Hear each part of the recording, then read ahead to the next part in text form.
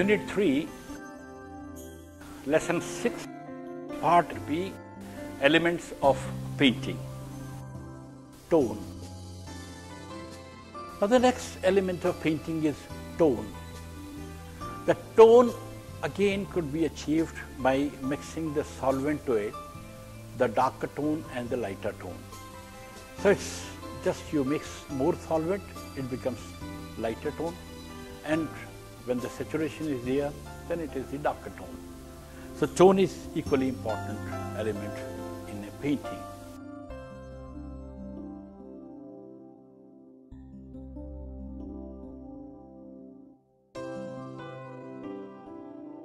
See, this is the tone. I have reached from darkness, reducing, making it more lighter. Similarly, in color also, you can create the tones.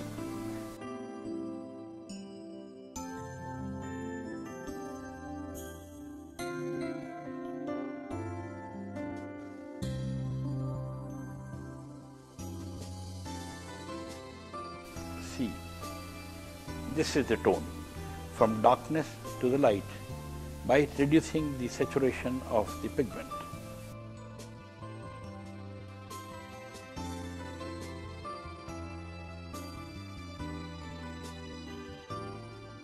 Texture. Next point is texture.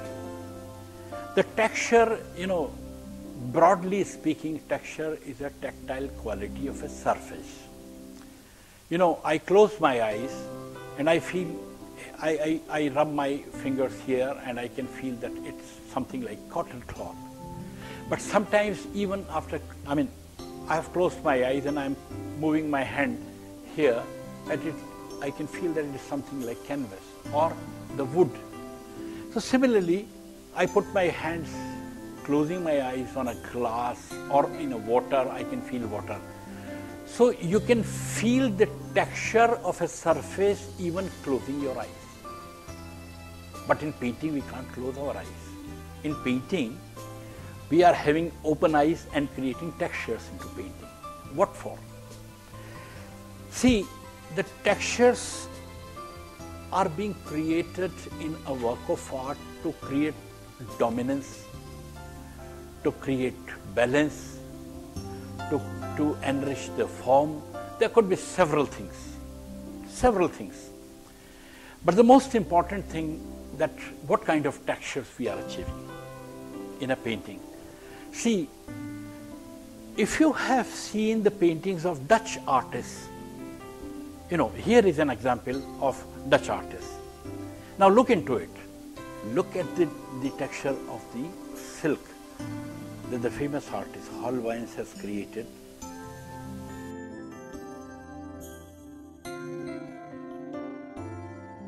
Then if we shift to the other areas, look here, the metal things have been designed, where the coins have been kept there inside, and you can feel the texture there. Similarly, you look at this matting or the cloth over the table. You can even have the feel of the texture of the woven cloth here. Then there are so many things. There is a texture of paper, there is a texture of metal again, there is a texture of wood, there is a texture of basket there. You can feel several kinds of elements which have been treated with imitated texture. Imitated means you are imitating the texture by your observation. But here, the surface of the painting, if you touch the feel, you may touch here, you would not feel the silk. You would not feel the metal here. You would not feel metal here. You would not feel the wood here. This is a wood background, but you would not feel the wood. There will be no touching feel, because the artist has imitated texture. But then there are artists who they transfer the texture from another means or materials. The artists like Holbein or the Dutch artists, Holbein was a German, but the Dutch artists, they have achieved the textures in a painting so commendably that you are confused whether it is a mirror or it is a metal pot. You feel like touching it.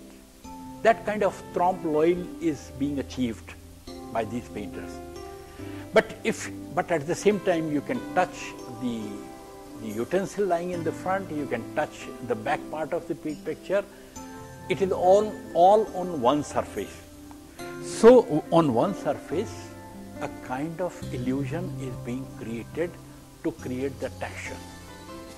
So I am talking of that visual texture where there is a fallacy, there is an illusion.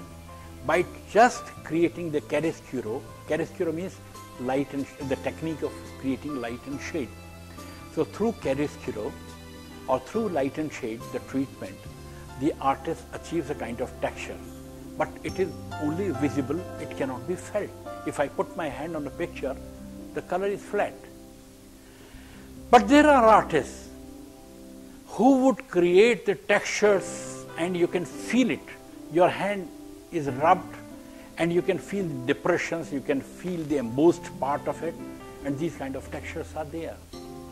Then there are artists who have created the paintings like the sculptures in fiber, in acrylic. So the texture could be achieved in different ways. And mainly, you know, in classes many a times we discuss that there are three kinds of textures. But I would say that there is no end to create texture. One should know where to apply, how to apply. That is much more important, whether this particular texture is relevant here or not. It shouldn't be overdone. Now, the kind of textures which are generally discussed, that we say that it's an imitated texture that I talked about Dutch painters. You imitate an object to such an extent that it looks like, exactly like. I mean, I can create a texture of plastic on a surface. I paint a pot of plastic and I create such textures there by painting. That is imitated texture. We have imitated. Now there are textures which are found textures. Suppose I take a piece of paper, I take a crayon and I just rub it on a wire net, and wire net texture comes on. You know, in childhood you must have picked up the coins and you have put the paper and you rub it and the texture comes, the image of the coin comes there. So that kind of texture is known as the copied texture, you know, derived texture.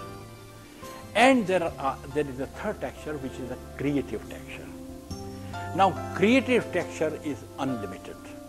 You can mix solvents, create texture, you can throw things, you can paste things, you can go to endless things.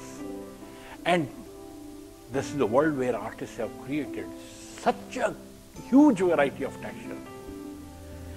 In this particular painting, Alberto Bueri, a famous Italian artist, he creates textures by employing lots of solvents, and he uses some such material which creates different levels of the pigment and other materials. This artist, Carlo Crivelli, he uses fiberglass or sometimes acrylic sheets to create his forms of his sculptures.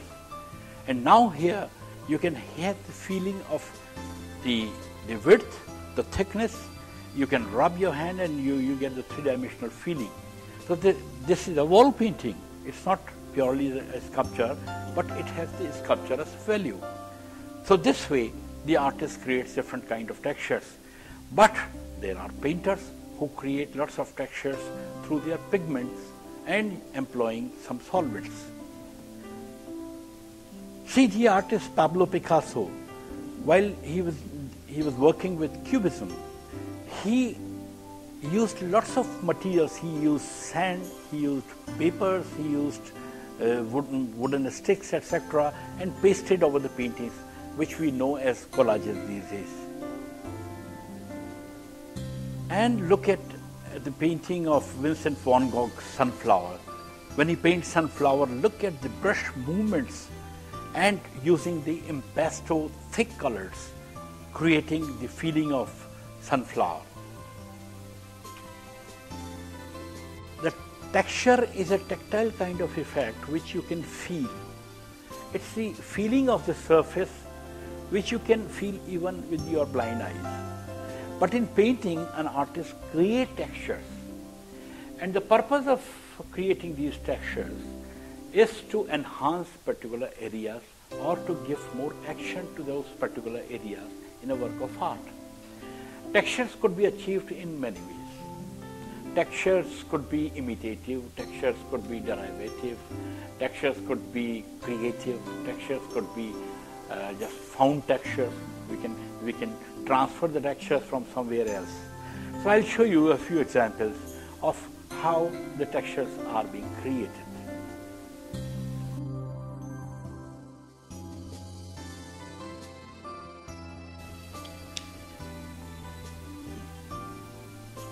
Now this has been created by this,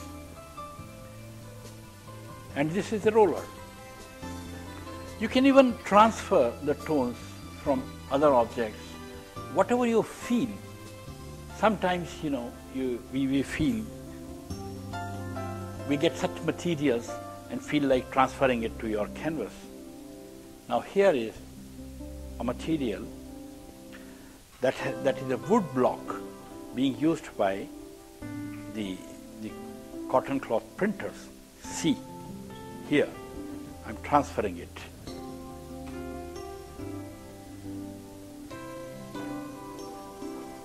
Even look at this roller. This roller, I have taken out few parts of this sponge here, and because so much of a sponge has been taken out, so there is already little depression. So while I'll be using this roller for working, it will give a different kind of texture. Now see, a different kind of texture would be available here. See, and if I press it, it creates a different kind of texture here.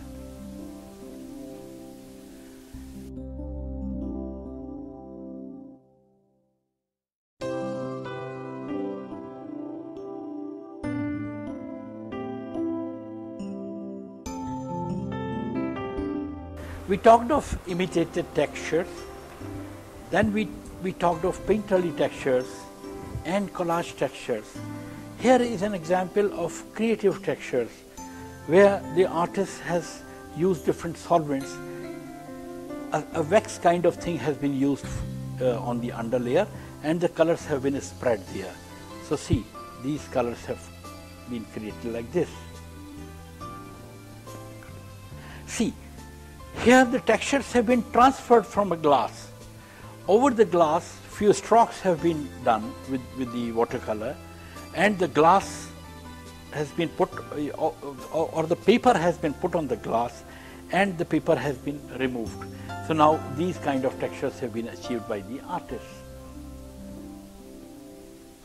Now see, here the artist has given an undertone of red color, and then on the glass artist spreads watercolor, white color, white patch there, and then puts the paper and slips the paper. While slipping the paper, you achieve these kind of textures.